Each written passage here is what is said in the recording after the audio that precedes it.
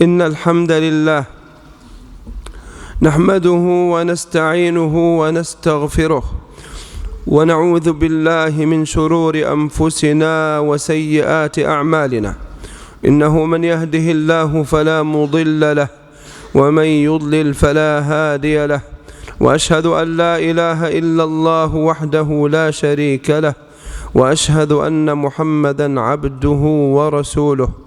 يا أيها الذين آمنوا اتقوا الله حق تقاته ولا تموتن إلا وأنتم مسلمون. يا أيها الناس اتقوا ربكم الذي خلقكم من نفس واحدة وخلق منها زوجها وبث منهما رجالا كثيرا ونساء، واتقوا الله الذي تساءلون به والأرحام إن الله كان عليكم رقيبا. يا أيها الذين آمنوا اتقوا الله وقولوا قولا سديدا يصلح لكم أعمالكم ويغفر لكم ذنوبكم، ومن يطع الله ورسوله فقد فاز فوزا عظيما. أما بعد، فإن خير الحديث كتاب الله، وخير الهدى هدى محمد صلى الله عليه وعلى آله وصحبه وسلم، وشر الأمور محدثاتها، وكل محدثة بدعة، وكل بدعة ضلالة. قال الله جل وعلا: إنما يفتري الكذب الذين لا يؤمنون بآيات الله.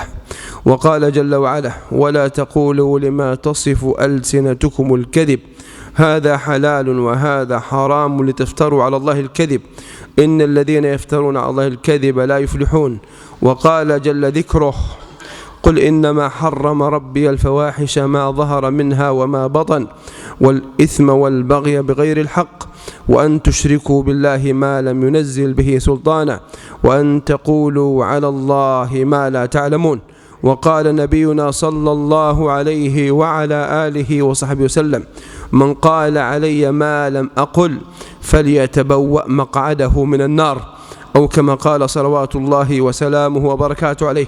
أيها الأحبة الكرام، كثر القائلون والكذابون والمفترون في دين الله، وأصبح الآن ترويج هذه الأكاذيب أمرا ميسورا في لحظة واحدة بضغطة زر، باستطاعة هذا الذي يكذب على الله وعلى رسوله أن يوصل هذا الكلام لآلاف الناس بل للملايين. وهذا والله شؤم وجرم عظيم، ولا حول ولا قوة إلا بالله العلي العظيم. يا عبد الله، اتق الله جل وعلا، ولا تقول على الله ما لم يقله، واعلم أنك واقف بين يدي الله، وربنا جل وعلا يقول: وقفوهم إنهم مسؤولون. والذي يتكلم في دين الله إنما يوقع عن الله جل وعلا. الله الذي قال: ويستفتونك قل الله يفتيكم في الكلالة. فدين الله جل وعلا ليس كلأ مباحا لكل من هب ودرج أن يتكلم في دين الله. ويا أيها المسلم العاقل اللبيب، إياك ثم إياك أن تروج لشيء لا تعلم صحته ولا تتثبت منه. ثم إياك أيها المسلم أن تصدق كل هذا الكلام الذي ما أنزل الله به من سلطان، وهذا كلام قديم ولا حول ولا قوة إلا بالله، منتشر بين الناس يروج له في هذه الأزمنة المتأخرة، والأكاذيب لا تنتهي، والقول على الله بلا علم أمر قديم، وجعله الله جل وعلا أعظم من الإشراك به سبحانه، وجعله من أعظم الكذب، كما سمعتم في قوله جل وعلا وفي كلام رسولنا عليه الصلاة والسلام: ورؤيا النبي عليه الصلاة والسلام في المنام لا تعني أن الذي يرى النبي عليه الصلاة والسلام إن كان قد رأوا حقا، لا تعني أن ذلك تزكية له وأنه أصبح إماما متقيا وأنه أصبح من أهل الجنة. لا، ليس هذا بصحيح أبدا. فالنبي عليه الصلاة والسلام صح عنه أنه قال: من رآني في المنام فقد رآني، فإن الشيطان لا يتمثل بصورتي. هذا كلام نبينا عليه الصلاة والسلام، أو كما قال صلوات الله وسلامه وبركاته عليه. وليس معنى ذلك أيها المسلم أن الذين يزعمون أنهم رأوا النبي في منامهم أنهم صادقون. كثيرا منهم ما تسألهم ما الذي رأيت لا يستطيع أن يصف الذي رآه، فيقول: رأيت نورا. وليس هكذا النبي عليه الصلاة والسلام، بل ثبتت أوصاف النبي عليه الصلاة والسلام وشمائله الخلقية والخلقية في السنة الصحيحة، وألف العلماء فيها كتبا كفونا جزاهم الله خيرا على ما بذلوا وقدموا وبينوا. رحم الله من مات، وأسأل الله جل وعلا أن يغفر الأحياء وأن يمد في عمرهم على طاعته، آمين.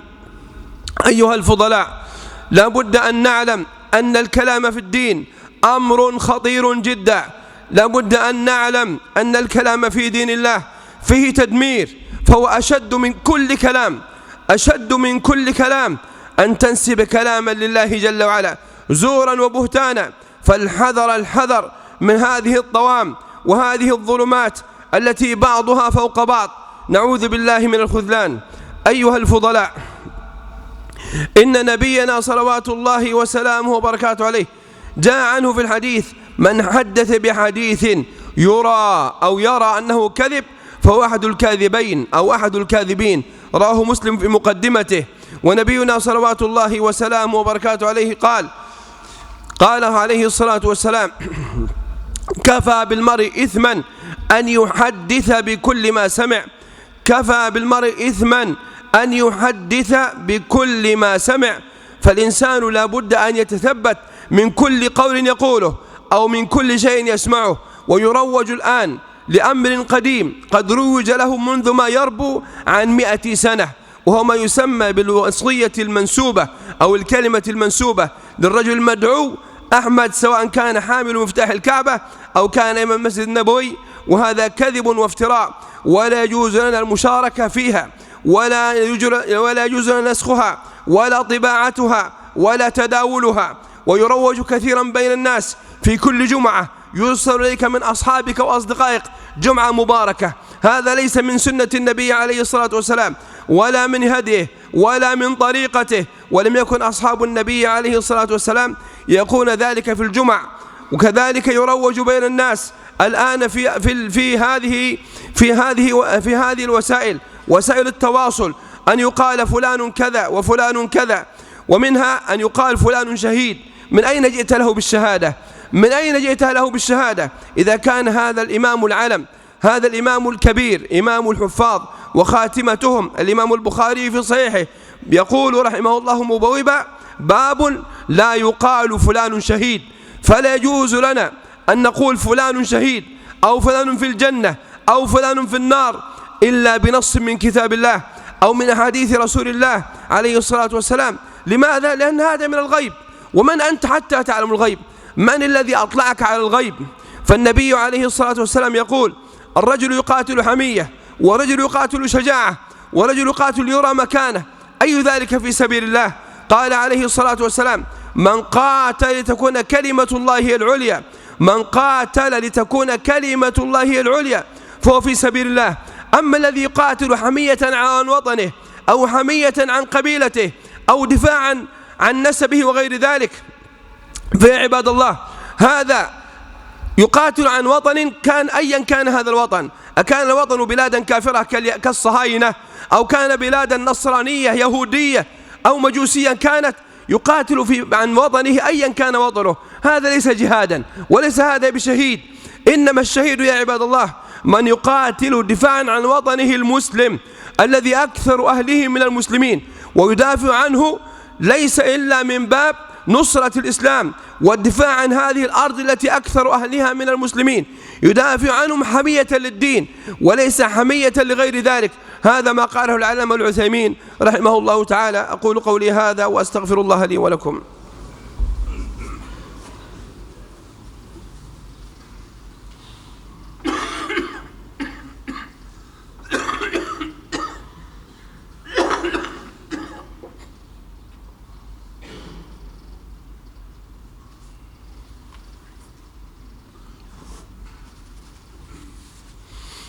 الحمد لله، الحمد لله علام الغيوب، ستير العيوب، ستير العيوب، مفرج الكروب، والصلاة والسلام على عبده ورسوله وخيرته من خلقه نبينا محمد صلى الله عليه وعلى آله وصحبه وسلم تسليما كثيرا.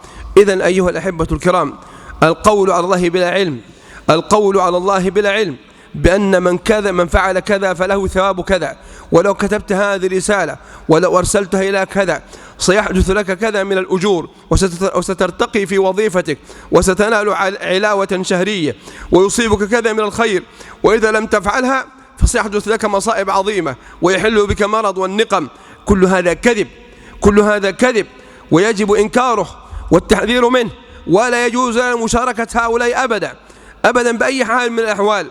وكذلك ما يروج من صلاة بصيغة معينة على النبي عليه الصلاة والسلام، وكل هذا لم يفعله النبي صلى الله عليه وسلم ولا أصحابه. فالصيغة التي بينها لنا رسول الله عليه الصلاة والسلام في الصلاة عليه هي الصلاة الإبراهيمية: اللهم صل على محمد وعلى آل محمد كما صليت على إبراهيم وعلى آل إبراهيم إلى آخره. هذه الصيغة التي علمنا إياها رسول الله عليه الصلاة والسلام. أو نأخذ بالصيغة القرآنية التي قال الله جل وعلا فيها: يا أيها الذين آمنوا صلوا عليه وسلموا تسليما، فنقول اللهم صل وسلم على نبينا محمد صلوات الله وسلامه وبركاته عليه. هكذا علمنا ربنا وعلمنا نبينا عليه الصلاة والسلام. أما هذه الصيغ المبتدعة المنكرة والترويج لها وبثها بين الناس، وكذلك أن تقال في وقت واحد وبصيغة جماعية وفي يوم واحد، كل هذا من الكذب، وكل هذا من البدع المنكرة المحدثة التي لم ينزل الله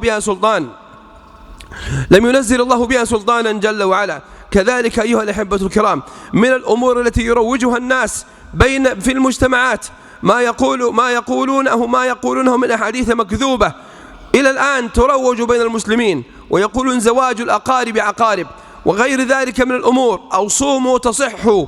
كل هذا يا عباد الله ليس عليه دليل ولا برهان ولا هو من هدي خير الأنام صلوات الله وسلامه وبركاته عليه. كل ذلك وغيره كثير. قبل أن تتكلم، قبل أن تكتب، قبل أن ترسل، لابد أن تسأل: هل هذا الكلام صح وثبت عن نبينا عليه الصلاة والسلام؟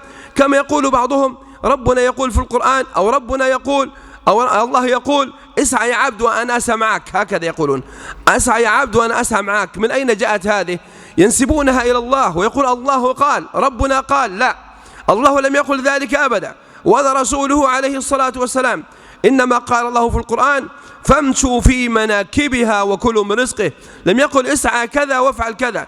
كل هذا كذب ودجل وزور لم يقله الله جل وعلا ولا رسوله صلوات الله وسلامه وبركاته عليه، بل هو مصادم للشريعة.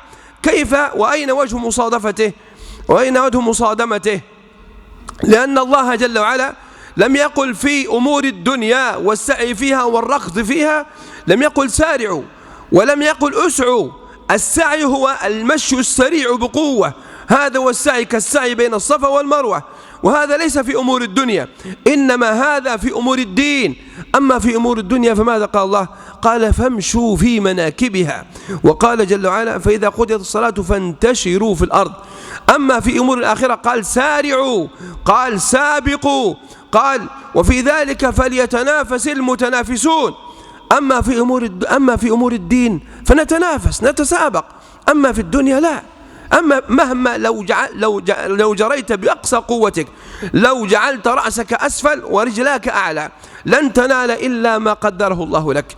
فعليك يا عبد الله أن تحرص على بذل الأسباب بكل ما تستطيع من قوة في أمور الآخرة. تبادر إلى الصلاة، تبادر إلى اغتنام وقتك وعمرك. والله قبل أن تفوتك هذه الحياة فلا عمل بعدها، إن العمل إنما بعدها حساب. بعد هذه الدنيا حساب، وأنت على الله مقبل وبين يديه واقف. فاعمل لذلك اليوم، فلن ينفعك أمك ولن تنفعك ذريتك ولا وظيفتك. فاتق الله جل وعلا، وعليك أن تتعلم دينك. كل ذلك إنما صدر منا لجهلنا بديننا وعدم حرصنا على حضور المجالس حتى نتعلم دين الله.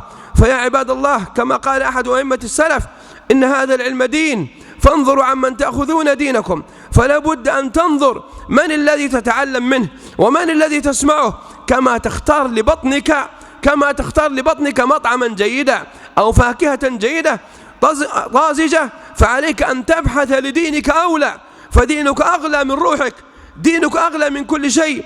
تعلم دينك بالطريقة الصحيحة، واسمع لمن كان موثوقا به، وإياك أن تدخل إلى هذه المواقع الخبيثة التي تبث الشر عياذا بالله من ذلك. أسأل الله بأسمائه الحسنى وصفاته العلى أن يمن علي وعليكم بالعلم النافع والعمل الصالح. اللهم تولى أمورنا واغفر لنا ذنوبنا وإسرافنا في أمرنا وهيئ لنا من أمرنا رشدا واجعلنا من عبادك السعداء. اللهم اشف أمراضنا ظاهرة وباطنة، اللهم اشف أمراضنا ظاهرة وباطنة. اللهم أخلص نياتنا، اللهم أخلص نياتنا، اللهم أخلص نياتنا وأصلح ذرياتنا، وأصلح اللهم ذرياتنا. اللهم اشف أمراضنا، اللهم اشف أمراضنا وارحم أمواتنا، اللهم ارحم أمواتنا أجمعين، اللهم ارحمنا أمواتنا أجمعين، اللهم ارحم أمواتنا أجمعين، وأدخلنا وإياهم في جنات النعيم مع النبيين والصديقين والشهداء والصالحين. اللهم إنا نسألك يا من لا إله غيره أن تفرج كرب إخواننا المسلمين في كل مكان. اللهم فرج كربهم وتولى أمرهم. اللهم عليك باليهود الظالمين المعتدين. اللهم إنا نجعلك في نحورهم ونعوذ بك اللهم من شرورهم. اللهم عجل بزوال دولتهم، اللهم عجل بزوال دولتهم. اللهم إنا نسألك أن تصلح أحوالنا أحوال المسلمين في كل مكان. اللهم اصلح أحوالنا وأحوال المسلمين في كل مكان. وصلى الله وسلم وبارك على عبده ورسوله نبينا محمد.